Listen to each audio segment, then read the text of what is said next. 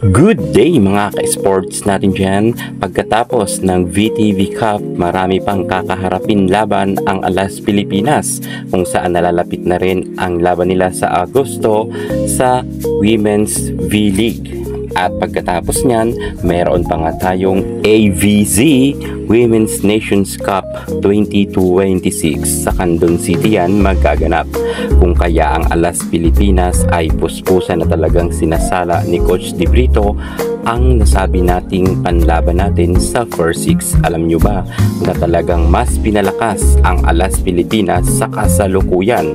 Kung noong mga panahon ay nagkaroon na nga tayo ng silver medal, eto na nga mga ka-sports kung saan aarangkada na nga tayo para sa gintong medalya. Kayanin kaya to ng Alas Pilipinas?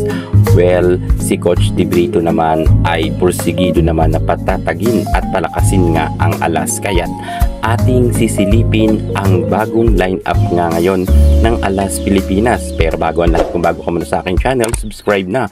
Click ang ating notification bell para lagi kang updated sa lahat ng issues sa volleyball. Susunod na.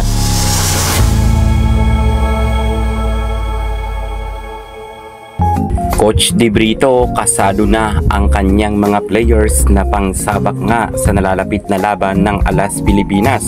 Mga dating hindi nakapaglaro sa VTV Cup, ngayon ay makakapaglaro na muli. Bago na naman ang line-up ni Coach De Brito, pero syempre kilalang kilala naman natin ang kanyang mga isasalang para sa kanyang first six line-up. Hindi rin natin maikakaila na si De Brito nga ang isang coach kung saan sa national team ay nakapag-uwi na nga tayo ng bronze medal at silver medal. Sa kasalukuyan naman ay talagang mas mahigpit ang mga makakalaban ng nasabi nating Alas. At dahil dyan, papatatagin na talaga ng ating Coach De Brito ang kanyang mga players na pambato. Alas Pilipinas line-up ni Coach De Brito, hindi basta-basta. Kung noon nga ay madalas i-bash itong si Coach De Brito, pero ngayon mukhang nagbabago na ang pananaw ng mga netizen, kung saan nga dahil madalas manalo na ang Alas Pilipinas sa international game, mukhang love na rin ng ibang netizen itong si Coach De Brito. Pero marami pa rin question sa kakayahan ni De Brito. Well, siguro ay mas gusto kasi ng ibang volleyball fans na ang mag-coach naman ay Pinoy at hindi nga banyaga. Eto na nga ang pansabak ni De Brito, ang kanyang first six lineup. Pangungunahan pa rin ni Gia Maysing bilang team captain ang Alas Pilipinas at nanatiling siya pa rin ang main setter. Ayon nga sa report, hindi pa makakabalik sa Creamline Cool Smashers itong si Gia sapagkat marami pang laban na naghihintay ang Alas Pilipinas at wala naman tayong masasabi dyan. Kilalang kilala naman natin na talagang itong si De Guzman ay di kalibre.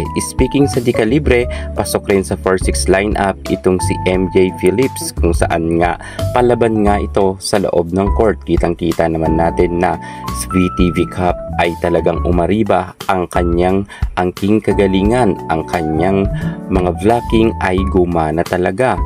At isa pa sa pasok pa rin sa first six lineup itong si Del Palomata. Madalas nga si Palomata na i-bash ng mga netizen noon, pero ngayon eto na nga, finally meron na nga itong si Palomata na award bilang best middle blocker sa international. Ngunit sa kabilang banda, kahit meron na nga siyang best middle blocker na nasungkit sa international, nakukulangan pa rin ang ibang netizen.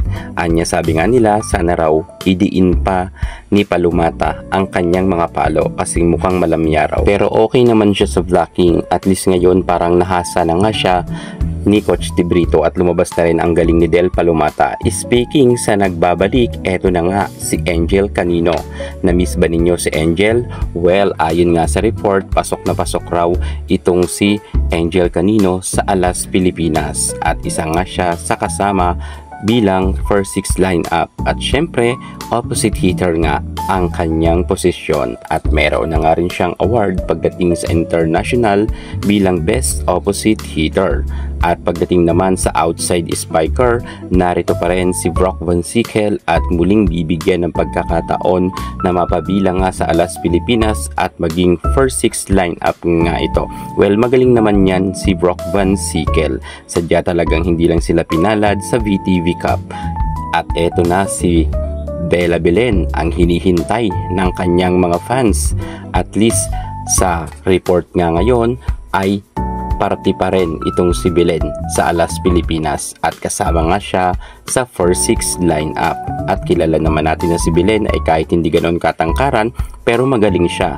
If ever naman na alatin ng ating mga spiker, no problem yan dahil nariyan pa naman itong si Aya Laure at Vanny Gandler. Ang dalawang ito ay di kalibre rin na manlalaro. Kitang-kita naman natin na malaki rin ang ginaling sa paglalaro sa loob ng court ni Vanny Gandler at ni Aya Laure. At kahit sabihin natin na minsan nababash nga sila, minsan kasi nagkakaroon sila ng error, pero hindi rin natin maikakaila na talagang magaling nga ang nasabi nating dalawang manglalarong ito. Ang mga reserba nga ng Alas ay sobrang lalakas pa rin.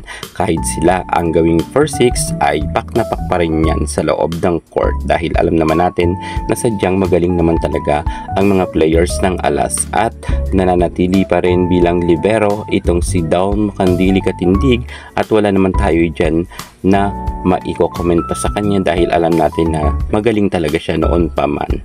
At syempre, hindi lang dyan si Belen at si Angel Canino ang mangunguna sapagkat napakarami pa talagang mga players na di kalibre rin na mga nakaupo lang at handang-handa na raw tong isabak rin ni Coach Di Brito if ever na alatin nga ang kanyang first six lineup. Pero sa tingin ko naman kahit sino dito ang maging first six ay deserve naman nila.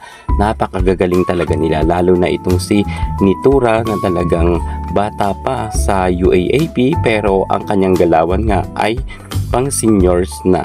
Kaya ang masasabi ko talaga, ang Alas ay kakatakutan na rin ng ibang bansa. Kung noon nga ang Indonesia hindi tayo makalusot-lusot, ngayon baliktad na. Ang Team Indonesia naman ang hindi na nanalo sa Alas Pilipinas. Kaya good luck na lang sa kupunan nga ni Coach Di Brito. Sa tingin nyo, makagintong medalya na kaya ang Alas sa paparating na laban nga nila sa international ulit? Kung sa tingin nyo kayang-kaya na natin maggintong medalya, komenta kayo sa baba. Yan muna ang pinaka-latest natin sa mundo ng volleyball. Thank you so much. God bless.